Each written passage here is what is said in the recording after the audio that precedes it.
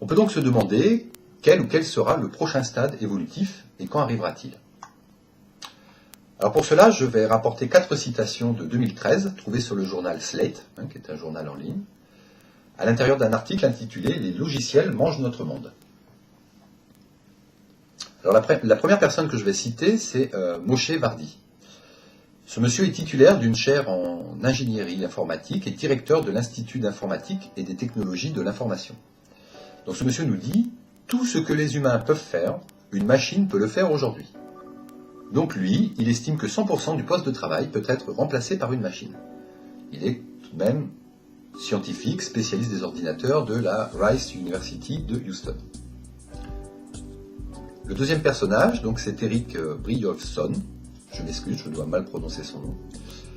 Il est entre autres professeur au MIT, donc Massachusetts Institute of Technology, et directeur du MIT Center for Business Numérique. Et ce monsieur, lui, nous dit 60% des emplois existants aujourd'hui aux États-Unis consistent à traiter de l'information. Les métiers utilisent tous des machines capables de remplacer les hommes pour une part de plus en plus importante de leur activité. Donc lui, il est co-auteur d'un livre intitulé Race Against the Machine, ou Comment la révolution numérique accélère l'innovation, conduit la productivité et transforme irréversiblement l'emploi et l'économie. La troisième personne, c'est Martin Booth. Donc lui, il a un doctorat à la London School of Economy. Il est professeur agrégé d'économie et il dit « Les 2/3 des 7,6 millions d'emplois de classe moyenne qui ont disparu en Europe sont victimes de la technologie. » Donc c'est un économiste de l'université belge de Leuven, ou Louvain, selon la langue de référence. Pour finir, le quatrième personnage, et qui n'est pas des moindres, ce monsieur a été le pionnier de l'Internet et il est rédacteur au Wall Street Journal. Donc c'est un des membres développeurs de Mosaic, comme vous pouvez le voir sur sa fiche, donc premier navigateur web complet, disponible pour les systèmes d'exploitation Mac OS, Windows et Unix. Il est également fondateur de Netscape, qui a été la première entreprise orientée entièrement vers l'Internet, et concepteur d'un nouveau navigateur nommé Rockmate. Donc ce monsieur, Mark Andreessen, nous dit « Comme l'agriculture et l'industrie, les emplois intellectuels sont envahis par des machines et des systèmes. Au début des années 1800, 9 Américains sur 10 travaillaient dans l'agriculture. Ils sont maintenant 2%. À son apogée, l'industrie américaine employait 1/3 des salariés américains. C'est moins de 10% aujourd'hui. Le processus est en cours et c'est le même pour les emplois liés à la manipulation d'informations. » Donc 4 personnes références avec 4 citations révélatrices du bouleversement qui est en cours au sujet du poste de travail.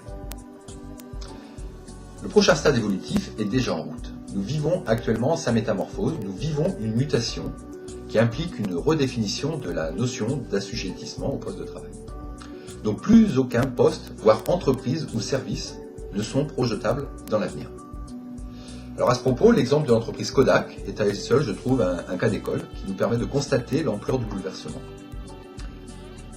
Comme on peut le voir à l'écran, en 1976, 90% du marché de la photo appartient à Kodak. Avec la popularisation de l'appareil photo, on se dit que rien ne peut lui arriver, c'est ce qu'on appelle un géant de secteur. 1984, 145 000 employés, Kodak est intouchable. 2012, 1 milliard de banqueroutes. Parallèlement, on a une petite entreprise née en 2010, Instagram, qui est un service de partage photo et vidéo via le web, qui la même année gagne autant en rachat, puisque racheté en 2012 par Facebook à hauteur de 1 milliard. Donc entre l'apogée de Kodak et sa fin, il y a environ 35 ans, et une banqueroute d'1 milliard. Durée de vie d'Instagram, 2 ans et 1 milliard de gains. D'un côté, 145 000 emplois, de l'autre, 13. Que s'est-il passé? Réponse en un mot, numérique. Alors l'informatique n'est pas une révolution, c'est un stade évolutif. Alors est-ce que le fait de manifester, de se mettre en grève, peut y changer quelque chose? Bien sûr que non. Par contre, j'ai bien conscience que lu et annoncé comme ça, sans réflexion, sans recul, on peut être affolé. Plus de postes de travail, qu'allons-nous devenir?